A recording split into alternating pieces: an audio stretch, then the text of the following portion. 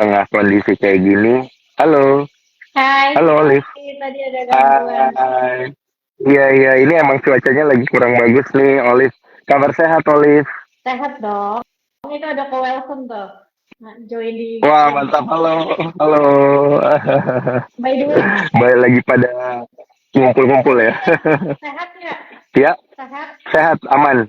By the way, Sehat banget. semangat ya. Anda tuh professional trader loh. Nanti takutnya ada yang salah kaprah.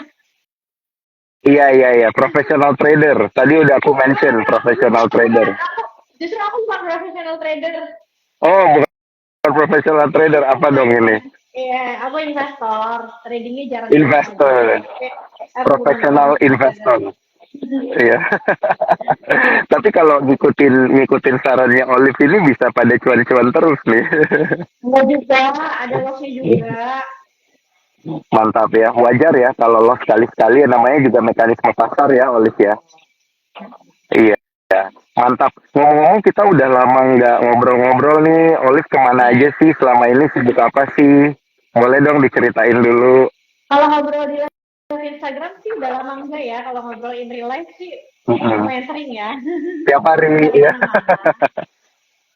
Iya, iya, iya. Cuman memang lagi ada kesibukan-kesibukan lain pastinya ya, yang semoga bisa memberikan banyak inspirasi juga ini buat para teman-teman cuan troopers, karena kan pasti cuan troopers ini banyak yang follow Olive juga gitu ya.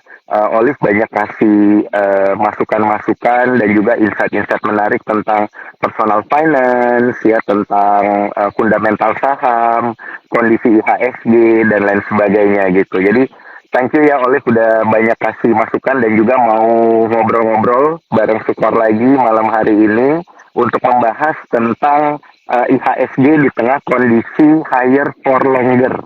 Nah, ini istilah yang baru nih sebenarnya ya Olive, untuk kita pahami bersama istilah higher for longer. Mungkin kita mulai dari sana dulu ya Olive ya. Maksudnya higher for longer ini gimana sih? Higher for longer itu sebenarnya simpelnya ketika The Fed membuat suku bunga itu tinggi dalam waktu yang lama gitu kan. Kalau kita lihat sekarang itu naik suku bunga tuh berarti udah 1 tahun lebih ya. Diawali kan Ya. sebenarnya di tahun lalu itu kuartal 1 2022 gitu ya.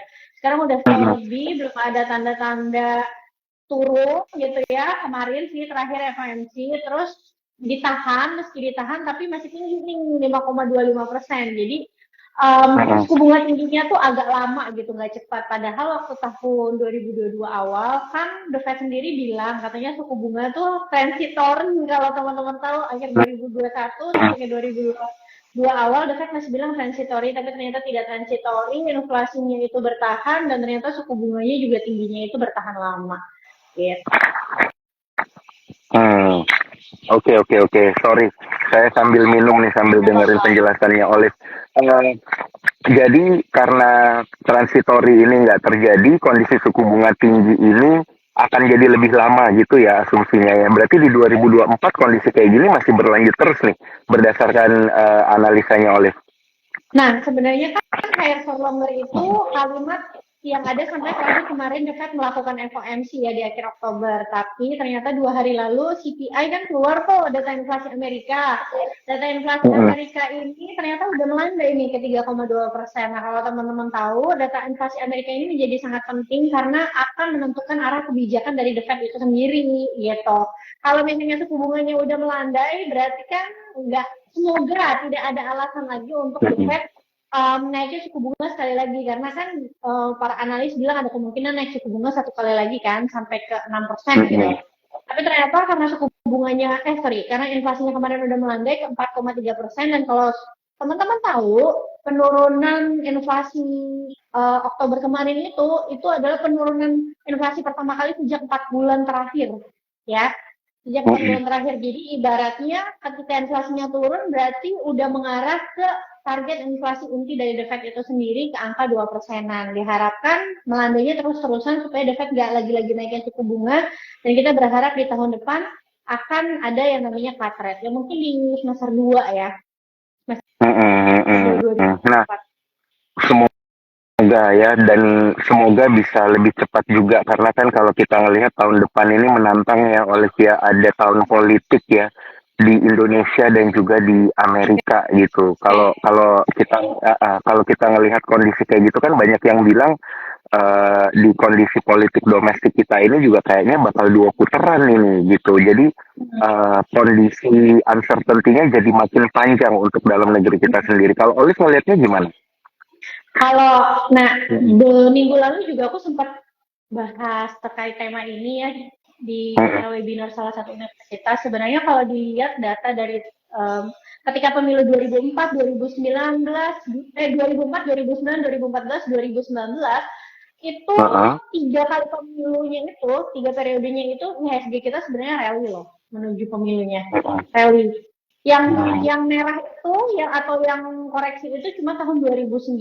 Tapi kalau teman-teman tahu kenapa 2009 itu bisa nggak rally atau marketnya itu jelek, apakah karena salah pemilunya? Enggak, karena waktu itu di Amerikanya lagi subprime mortgage, kalau teman-teman tahu ya, lagi market crash, ekonomi crash karena di sana itu propertinya kan meletus ya, gembung properti gitu. Jadi dampaknya itu sebenarnya lebih pengaruhnya itu dari global sih menurutku dibanding pemerintahnya itu sendiri. Ya mungkin kalau ada berita-berita negatif ya pasti pengaruh ya di market. Tapi menurutku jangka pendek aja yang berperan penting menurutku untuk market kita tuh masih faktor global. Walaupun secara ekonomi sebenarnya kalau Amerika nanti dia misalnya resesi atau misalnya slowdown ekonominya itu nggak pengaruh sebenarnya sama ekonomi Indonesia, tidak terlalu berpengaruh. Tapi secara pasar modal berpengaruh karena apa? Karena kita itu kan masih ada dana asingnya gitu. Jadi kalau misalnya ekonomi dunianya banyak uncertainty, terus kebijakan dari The Fed-nya banyak uncertainty, menurutku itu yang lebih mempengaruhi pasar modal kita gitu, karena kan akan berpengaruh tuh masuk keluarnya dana asing ke dalam negeri gitu. Oke, paham. Nah, tapi kan kalau kita lihat ya nih, oleh beberapa waktu belakangan ini kan kayaknya mulai dari pekan lalu kita ngelihat rupiah ini makin hari makin menguat. Nah, rupiah makin hari menguat kan artinya ada capital inflow yang masuk ke pasar domestik kita. Sehingga rupiah menguat, IHSG juga mulai ada capital inflow lagi nih sedikit-sedikit gitu ya. Nah, ini apakah akan bertahan sampai akhir 2023 nih menurut Olive, atau ini hanya efek sesaat aja nih? Kalau menurutku kalau mau lihat rupiah untuk dari sisi kacamata investor ya tergantung sama US Treasury-nya. Kalau US Treasury-nya itu terus turun, harusnya rupiah kita akan tetap bagus. Memang hubungannya apa sih? Jadi kalau teman-teman tahu waktu pas rupiah sempat ke angka 16.000, hampir 16.000 ya waktu itu, ke 15.900, market kita kan pasar sahamnya koreksi. Kenapa? Karena US Treasury-nya tuh sempat ke 4,9 bahkan hampir 5%. US Treasury itu kan dianggap sama investor global itu adalah tempat paling safe untuk naruh duit ya, investasi. Bayangin kalau tempat paling amannya aja kasih return 5%, investor global itu uangnya nggak kayak kita cuma 100 juta, 1 miliar, atau paling gede misalnya 10 miliar. Mereka itu uangnya triliunan US dollar. Jadi buat mereka return 5% aja itu udah gede banget, beda sama kita yang mungkin ngarepinnya beggar dan lain-lain. Kalau ada instrumen investasi nih, yang aman banget di negara yang aman banget bisa kasih return 5%, ibaratnya ngapain mereka mikir susah-susah untuk pilih saham yang mana dengan resiko yang sangat tinggi. Pasti itu kenapa terjadi capital outflow tuh waktu itu pas US Treasury-nya naik ke sana. Di sini langsung ada sell off kan dari asing, baik itu di pasar obligasi dan juga pasar saham. Nah, ketika kemarin The Fed-nya bilang tahan suku bunga di akhir Oktober, US Treasury-nya turun ke angka 4,7%. Pas kemarin 2 hari lalu inflasinya Amerika turun ke 3,2%, teman-teman cek aja US Treasury 10 years, googling sekarang udah di angka 4,4% loh. Artinya apa? Artinya adalah ya inflasinya akan mempengaruhi imbal hasil dari US Treasury itu. Kalau inflasinya itu turun, artinya apa? Ekonominya Amerika tuh bisa melambat. Nah, kalau ekonomi melambat, kan ujungnya apa? Turun suku bunga kan, berarti US Treasury juga turun. Kalau US Treasury-nya udah turun ke 4,4%, investor global akan mencari instrumen jenis yang fierce ya, di negara lain yang punya imbal hasil lebih bagus. Nah, sekarang imbal hasilnya apa yang lebih bagus? Ya Indonesia, misalnya pasar obligasinya masih 6,8%. Makanya mereka balik lagi ke dalam Indonesia. Kayak gitu. Nah, kalau mereka balik lagi tapi timbang rupiahnya tinggi, ya berarti rupiahnya bakalan terus menguat. Jadi tergantung sih sama kebijakan The Fed. Selama The Fed nggak naikin suku bunga, US Treasury-nya nggak naik, rupiah kita harusnya bisa tetap sustain menguat ke depannya. Gitu. Oke. Wah, ini menarik banget nih ya. Tapi chain effect-nya ini udah dijelaskan oleh Olive barusan ya. Karena memang ya namanya investor ya, itu kan pasti akan mencari imbal hasil yang lebih tinggi. Nah, itu yang saya garis bawahi dari penjelasannya Olive tadi gitu ya. Kalau memang imbal hasil di Amerika Serikat sendiri ini sudah dilihat kurang atraktif, pasti akan mencari negara-negara berkembang gitu ya, kayak Indonesia. Nah, ini mantap ini ya. Berarti kita sebenarnya iya, makanya kalau silakan. Pak Daniel ada tahu kan, BI itu mau nerbitin instrumen baru namanya SPBI. SPBI itu surat, maksudnya SPBI itu adalah falas yang underlying asetnya tuh hutang, tapi jatuh temponya tuh jangka pendek loh, di bawah 1 tahun, tapi digadang-gadang bakalan kasih return 5% dalam bentuk dolar. Supaya apa? Supaya aslinya bisa masuk. Bayangin loh, instrumen investasi jangka pendek bisa kasih 5%. Gunanya apa? Supaya aslinya mau masuk ke sini, rupiahnya kita juga menguat kembali, kayak gitu Pak. Dan itu dalam denominasi asing ya, berarti bukan dalam bentuk rupiah ya? Betul. Cuma gede banget, minimumnya 1 juta US dollar. Minimum 1 juta US dollar. Sorry, berapa? 1 juta. 1 juta US dollar, terus kelipatan 100.000 US dollar. Oke. Wah, ini salah satu instrumen berarti yang bisa mempertahankan investor untuk tetap memilih rupiah ya sebagai option gitulah ya. Oke. Wah, menarik ini. Berarti memang ada chance untuk rupiah kita stabil. Kalau rupiah kita stabil kan berarti lebih aman lah ya untuk investor itu bertransaksi. Nah, menarik. Wah, makin dalam nih pembahasan kita sama Olive. Keren banget. Saya lama nggak ngobrol sama Olive, langsung dapat banyak insight. Tapi sebelum kita lanjut ngobrol bareng Olive ya, saya ingin ingetin para cuan troopers sekali lagi, jangan lupa supaya jangan saya doang yang nanya ya, mumpung ada Olive di sini, jangan lupa teman-teman cuan troopers ya, pertanyaannya dimasukkan di bagian kolom question and answer, nanti akan langsung kita tanyain ke Olive ya. Boleh nanya-nanya tentang sektoral ya, boleh nanya-nanya tentang saham, curcol dikit juga boleh, nggak apa-apa, tapi tentang obligasi saham aja boleh, ya. apapun boleh. Obligasi juga boleh, iya benar. Soalnya memang belakangan banyak yang nggak gitu perhatiin ke ini ya, obligasi ya. Padahal sebenarnya kan di kala kondisi lagi kayak gini, obligasi itu menarik ya, Olivia. Ya. Kan, pokoknya teman-teman harus ingat aja, yield sama harga obligasi itu pasti arahnya berlawanan. Kalau yieldnya naik, itu berarti harga obligasinya lagi turun. Artinya banyak investor yang jualan. Nah, kalau harga lagi turun, kan harusnya kita beli. Pertama, ada potensi capital gain di kemudian hari kalau kita beli ketika harganya lagi turun. Yang kedua, kita bisa ngunci yield-nya tuh gede.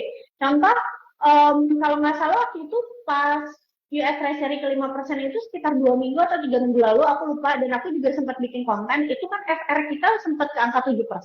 Bayangin teman-teman, instrumen yang paling aman di Indonesia, salah satu yang paling aman di Indonesia, pokok dan bunganya dijamin, bisa kasih kamu yield 7% ya, sebelum pajak. Dimana lagi daripada mikir-mikir susah-susah kan, per hari ini tadi aku lihat waktu itu kalau nggak salah aku bahasnya kan FR 100. Iya, FR 100 betul. Per hari ini itu udah 6,5% tadi aku lihat. Berarti ketika yieldnya turun dari 7% ke 6,5%, berarti harga obligasinya itu naik. Artinya investor yang waktu itu pada beli FR 100 di yield 7%, sekarang pasti udah lagi ngerasain capital gain. Gitu. Dalam waktu 2-3 minggu. Oke.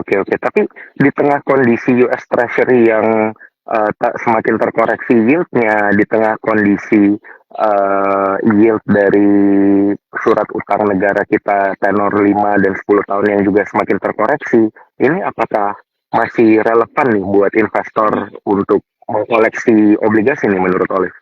Kalau menurutku selama yieldnya masih di atas 6,5% masih menarik untuk yang jangka panjang.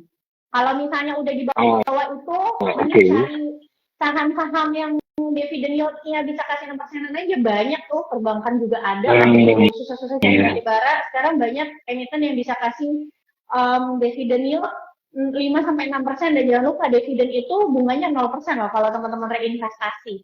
Kalau obligasi kan masih ada pajak ya 10%. Cuma balik lagi kan risk profile orang beda-beda ya.